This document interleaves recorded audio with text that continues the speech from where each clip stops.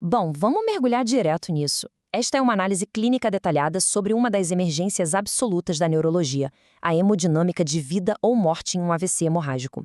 Como profissionais de saúde, na medicina ou na enfermagem, a gente sabe que o tempo é o recurso mais escasso na linha de frente, né? A ideia hoje não é só jogar dados, mas entender como dissecar um colapso intracraniano iminente em tempo real.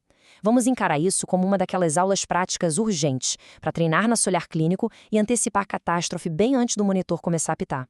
O roteiro de hoje passa por 6 pontos centrais. Primeiro, o crânio em colapso. Depois, a fisiopatologia da hemorragia, seguida pelo fenômeno da divergência e a famosa tríade de Cushing. E, para fechar, intervenções de emergência e os alarmes críticos. Começando pelo ponto 1, o crânio em colapso. Existe uma diferença fundamental entre os dois tipos de acidente vascular cerebral. Pensa no AVC isquêmico como um cano entupido, onde o cérebro literalmente passa fome por falta de oxigênio. Já no AVC hemorrágico, o buraco é mais embaixo. É um cano estourado. Ele não só corta o suprimento de sangue, mas traz um inimigo de peso, o efeito de massa. Aquele sangue todo que vaza não é absorvido rápido. Ele vira um corpo estranho gigantesco invadindo um cofre de osso que, convenhamos, não tem espaço sobrando. E isso nos joga direto na doutrina de Morrow Kelly. É física pura, pessoal. O crânio é uma caixa fechada, não negocia espaço. Lá dentro temos o parênquima cerebral, o líquido céfalo-raquidiano e o sangue venoso.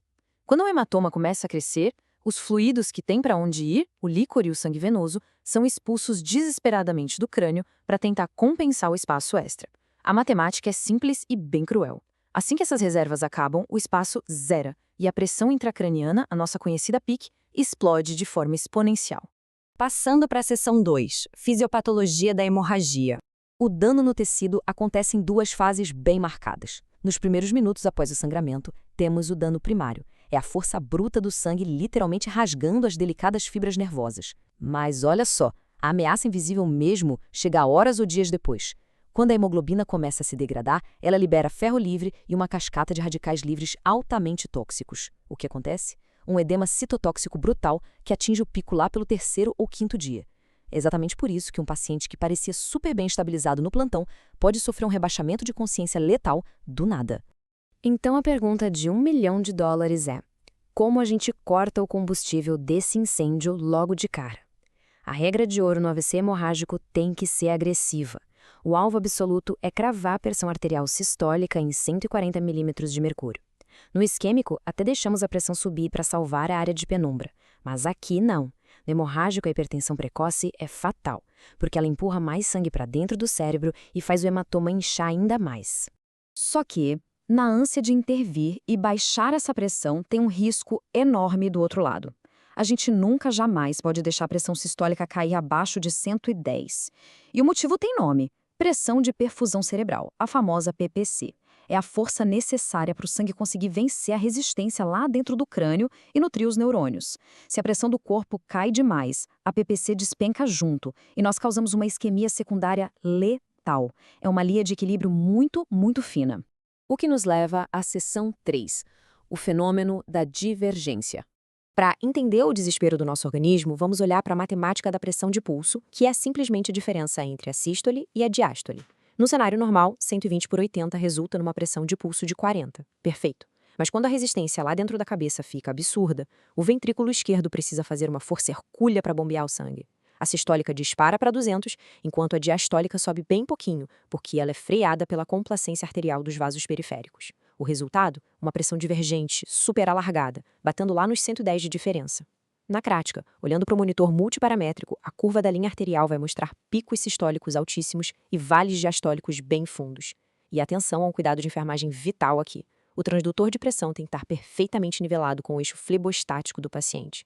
Se isso não for feito, vamos ler dados falsos e tomar decisões catastróficas na emergência.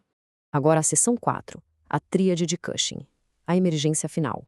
A sequência lógica dessa falência segue um fluxograma fisiopatológico rigorosíssimo. Funciona assim. Primeiro, a pressão intracraniana fica tão alta que bloqueia a entrada de sangue. Isso gera uma isquemia neuronal progressiva espalhada por todo o parênquima. O sistema nervoso central percebe que está literalmente sufocando, entra em pânico e dispara uma descarga simpática colossal para subir a pressão sistólica. Esse pico de pressão acorda um reflexo compensatório que freia o coração e, no fim de tudo, o esmagamento mecânico da base do cérebro simplesmente desliga o ritmo da respiração. Isso que a gente chama de um verdadeiro cabo de guerra biológico. Por causa daquela isquemia contínua que mencionamos, o corpo joga adrenalina pura na corrente sanguínea, tentando forçar a perfusão do cérebro a qualquer custo. Mas, ao mesmo tempo, os baroreceptores, que são os nossos sensores de pressão, localizados na aorta e nas carótidas, detectam essa hipertensão destrutiva. Eles mandam sinais de emergência através do nervo vago para dar um tranco no coração, causando a clássica bradicardia severa. O sistema simpático afunda o pé no acelerador, enquanto o parasimpático puxa o freio de mão com tudo. E o ato final dessa tragédia acontece no andar de baixo do crânio. Sem ter mais nenhum espaço para expandir, o tecido cerebral procura a única saída física de emergência que existe, o forame magno, aquele espaço na base do crânio. O tronco encefálico, ali na região da ponte do bulbo, é esmagado violentamente contra o osso. Como é exatamente ali que fica a sala de controle da nossa respiração, o padrão ventilatório colapsa. É muito comum a alteração começar com aquele padrão de Cheyne-Stokes e ir piorando rapidamente até virar uma respiração totalmente atáxica, terminando em apneia. Seção 5. Intervenções de emergência. Abrindo espaço. A nossa primeira conduta prática não envolve remédios, envolve pura física gravitacional. Levantar a cabeceira da cama entre 30 e 45 graus facilita na mesma hora o retorno venoso e a drenagem do líquor em direção ao corpo. Mas precisamos ter muito cuidado com uma contraindicação gravíssima. Deixar o pescoço do paciente dobrado ou rotacionado obstrui as veias jugulares. Se a drenagem é bloqueada, o sangue fica retido na cabeça, gerando o rebote fulminante da pique. Manter o alinhamento perfeito do pescoço não é apenas um detalhe, é uma medida salvadora. É por isso que a organização dos cuidados de enfermagem precisa ser impecável. Qualquer mobilização, banho no leito ou aspiração do paciente neurocrítico tem que ser feita em bloco. Uma pessoa da equipe precisa ficar 100% focada em estabilizar a cabeça e o pescoço. Simultaneamente, as armas farmacológicas precisam entrar em cena. A ideia principal aqui é diminuir o volume intracraniano atacando em múltiplas frentes, usando o manejo osmótico para os tecidos e o controle de gases respiratórios para mexer nos vasos sanguíneos. A mecânica por trás dessas intervenções é fascinante. Agentes hiperosmolares, como o manitol ou a solução salina hipertônica, funcionam como ímãs gigantes dentro da corrente sanguínea. Eles puxam a água de dentro das células cerebrais que estão inchadas, por pura osmose, dando uma murchada temporária no edema. Ao mesmo tempo, se o paciente estiver entubado, uma hiperventilação leve baixa rapidamente os níveis de dióxido de carbono.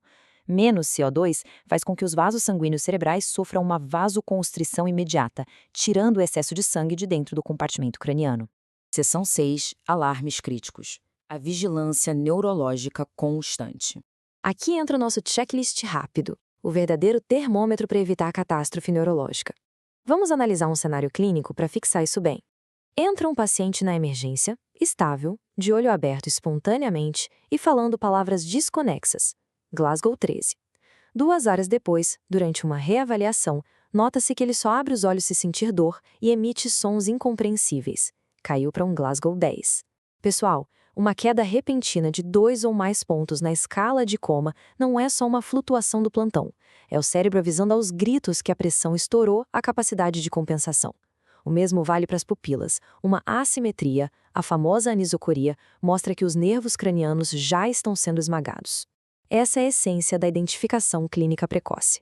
Consolidando o nosso raciocínio, essa matriz de divergência é a base de toda a conduta. Temos que separar sempre as rotas de tratamento. No evento isquêmico, a meta de pressão arterial é permissiva e mais alta, para garantir que o sangue chegue nos tecidos famintos. Já no hemorrágico, o inimigo principal é o crescimento incontrolável do hematoma. Portanto, a meta é totalmente restritiva, cravada em 140 milímetros de mercúrio. É vital internalizar que um rebaixamento de consciência, somado ao alargamento da pressão de pulso, significa que a tríade de Cushing não está apenas a caminho, ela já começou a se instalar. E a grande lição que fica para a nossa prática é que a tríade de Cushing não é um evento para se assistir de braços cruzados. É uma falência sistêmica que precisa ser antecipada de forma obstinada. Quando a complacência do crânio chega no zero absoluto, o tempo se esgota. Se restam apenas minutos para agir diante de uma pressão de pulso que está abrindo inexoravelmente, fica a nossa reflexão final. Será que somos capazes de escutar o grito silencioso do tecido cerebral isquêmico e intervir antes mesmo que os monitores da UTI confirmem a catástrofe que a gente já sabia que estava se formando? Fica esse imenso desafio clínico para a rotina de todos nós. Muito obrigado por acompanharem mais esta análise profunda e até o nosso próximo estudo.